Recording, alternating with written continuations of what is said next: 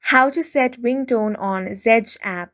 Hi guys, welcome to our channel. Let's begin. In this video, I will guide you on how you can set ringtone on the Zedge app. For that, you want to open the Zedge app on your device. If you don't have this application, head over to Play Store or App Store in order to download this.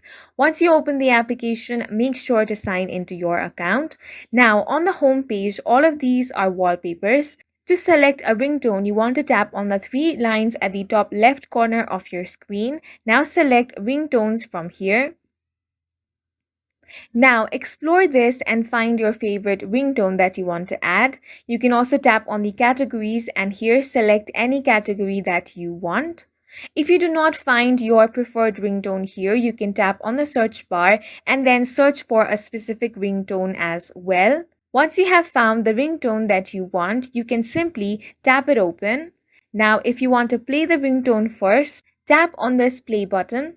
Now you can listen to the ringtone. If this is the one that you want to set, tap on this download icon. From this menu, tap on the Set Ringtone option. As you can see, the standard ringtone has been successfully updated, and that's it for this video. If you found it helpful, please make sure to hit the like button and subscribe for more videos like this.